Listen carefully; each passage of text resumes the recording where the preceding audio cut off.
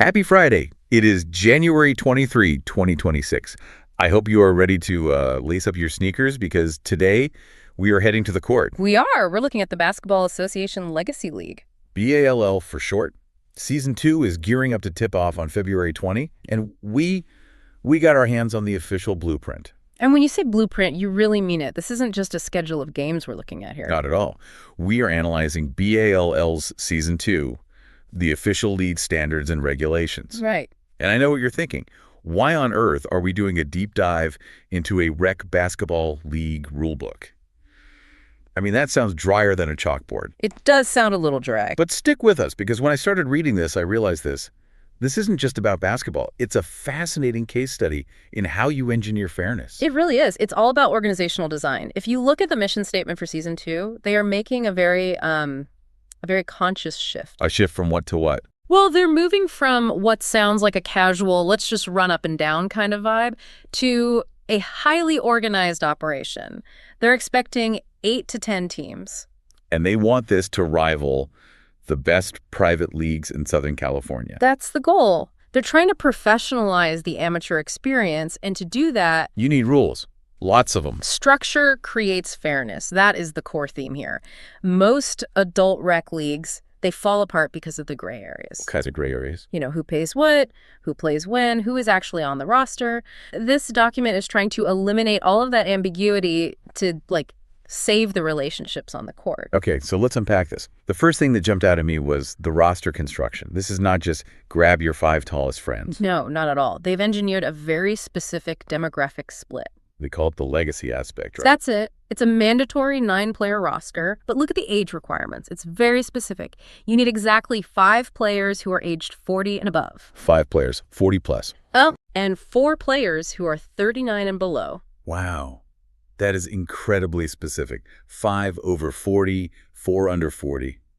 Why do you think they do the line right there? It's actually kind of brilliant. If you've ever played adult sports, you know the 2 extremes. Oh, yeah. You either have the old guy game where everyone is setting screens and, moving slowly, or you have the young guy game. The track meet. The track meet. Just fast breaks and chaos. By forcing this 5-to-4 split, they're trying to blend those styles. So you get the athleticism of the 30-somethings, but you have to balance it with the, shall we say, the wisdom of the 40-plus crowd. Exactly. It prevents a team of, say, 25-year-olds from just running a team of 45-year-olds out of the gym. Which happens all the time. All the time. This ensures that the game still relies on strategy and skill, not just on who has the freshest legs. It effectively forces a diversity of experience onto every single team. It's interesting because usually in these leagues, you just want to stack your team with the best athletes you can find. But this rule basically says no. You have to build a multi-generational coalition if you want to win. It creates a totally different kind of chemistry. The younger players provide the engine, but the older players, they often provide the steering. If you ignore that balance, the whole roster just falls apart. And speaking of forcing things, let's talk about the 9-player model. This was a detail where I went, okay, that is smart business. It is. The rule states that a team must pay for a 9-player roster. Right. Even if the captain decides, hey, we only want to run with 8 guys to get more playing time for everyone. The league says what? The league says, that's fine, but you're paying for 9. So the financial burden is totally fixed regardless of your on-court strategy. Exactly. If you go with fewer players, the cost per person just goes up. This protects the league. They have fixed costs, gym rentals, referees, administration. Right. They can't have their revenue fluctuate just because a captain wants a tighter rotation. No. It ensures financial stability for the entire organization, and it puts the onus on the captain to manage the economics of their team. Now, here is where it gets really interesting. And, potentially a little controversial, depending on how you look at it. There is a specific rule regarding player demographics. Yes. The rule regarding non-Asian players. The document explicitly limits teams to 1 or 2 non-Asian players per roster. Now, for you listening, if you're not familiar with the landscape of niche adult leagues, this might sound surprising. What's the logic here, according to the source? We have to look at how the league justifies this. They are very clear in the document that this is not about exclusion in a negative sense. The stated goal is to prevent talent stacking.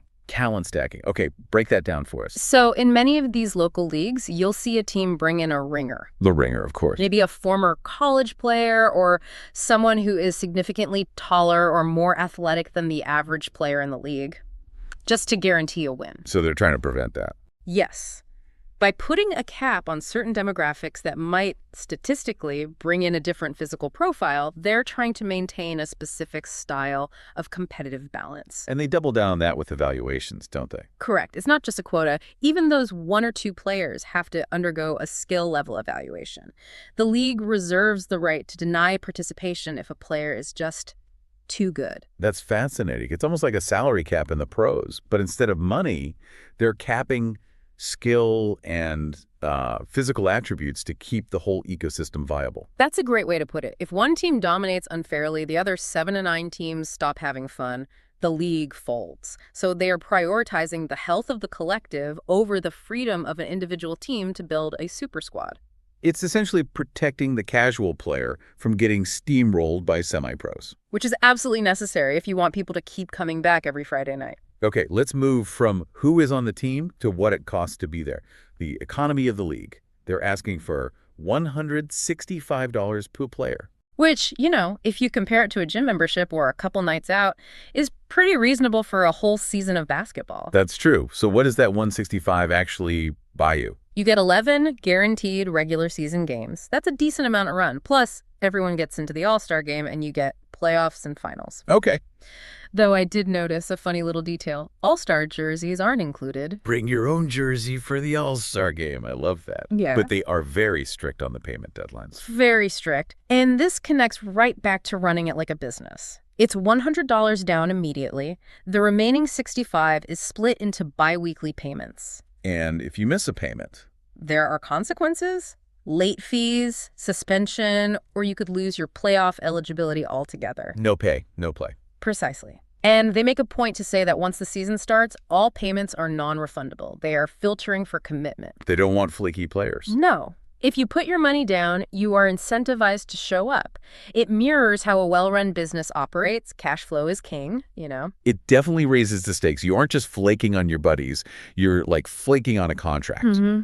Now, let's talk about the actual gameplay, because this is where I think they have solved the single biggest problem in all of recreational sports. Are you talking about the playing time dilemma? The playing time dilemma. We have all been there. You pay your fees, you show up every week, and then you just sit on the bench while the captain plays his best friends. It breeds so much resentment. It's the #1 source of conflict. But B.A.L.L. has a system for this. They have a hybrid solution that is actually quite elegant. For the first 3 quarters, Q1, Q2, and Q3, they have mandatory substitution rules. Mandatory. How does that work? Mandatory 5-minute substitution. So a 10-minute quarter is split into 2 5-minute segments. A whole new 5 has to come in at the 5-minute mark. That forces the rotation. It forces it. Yeah. It ensures that everyone on that 9-player roster gets on the court, gets a sweat going, and stays fresh. It effectively legislates inclusivity for 75% of the game. So you can't just bench the guy who wasn't shooting well in the first half. Everyone has to play. But what happens in the fourth quarter? And this is where it gets so fascinating. In the fourth quarter, it all shifts to open substitution. The gloves come off. Completely. In the fourth quarter, the captain can do whatever they want. If they want to play their best 5 guys for the entire 10 minutes to win a close game, they can. I love this duality. It's like the league is saying, we are going to be fair and inclusive for 30 minutes, but when it's winning time, we are going to be competitive. It perfectly balances the two competing desires of rec sports. People want to play. That's why they paid the $165. Right. But people also want to win. If you force equal playing time in the last 2 minutes of a close game, the competitive players get angry. But if you don't play the bench warmers at all, they get angry. So this system gives everybody something. It does. This system says, everyone eats early, but the best eat late. Everyone eats early, but the best eat late. That is a great way to put it. It also really rewards depth, doesn't it? Yeah. If your bench players can hold their own in that second quarter, Your starters are going to be more rested for that big fourth quarter push. And it connects back to that age split, too. You have to manage your older players and your younger players through those mandatory sub-periods so you have the right lineup ready when it becomes open substitution. It adds this whole layer of coaching strategy that just doesn't exist in pickup ball. It does put a lot of pressure on the captain, though. Yeah. In that fourth quarter, you have to look someone in the eye and say, you're sitting, even if they pay their money just like everyone else. True, but the rules give the captain cover. The first 3 quarters are the participation phase. The fourth quarter is the performance phase. Everyone knows the deal going in. It manages expectations before the ball is even tipped. Okay, let's talk about the season arc itself. It starts February 20, but they have a roster lock after week 2. Again, this is about preventing the ringer phenomenon. Yeah. You can't struggle for 6 weeks and then suddenly call your cousin who played D1 college ball to come save you for the playoffs. The team you build at the start is the team you ride with. And what if someone gets a real injury? You can replace them, but the league has to approve it. And this is key. The replacement has to meet the same age and eligibility requirements. So you can't replace a 45-year-old with a 25-year-old. Nope. You have to maintain the integrity of that roster architecture we talked about from the beginning. And then we get to the playoffs. It's conference-based. But the finals really caught my eye. Best of 3. This is so rare in rec leagues. Usually it's one and done because, gym costs are high. Of course. But a best of 3 series, it removes luck from the equation. In a single game, anyone can get hot. Anyone can hit a lucky buzzer beater. But to beat a team 2 out of 3 times? That proves you are actually the better team. It rewards consistency over variance. It seems like every single rule here is designed to reduce the element of luck and increase merit within this very structured environment. That is the perfect summary.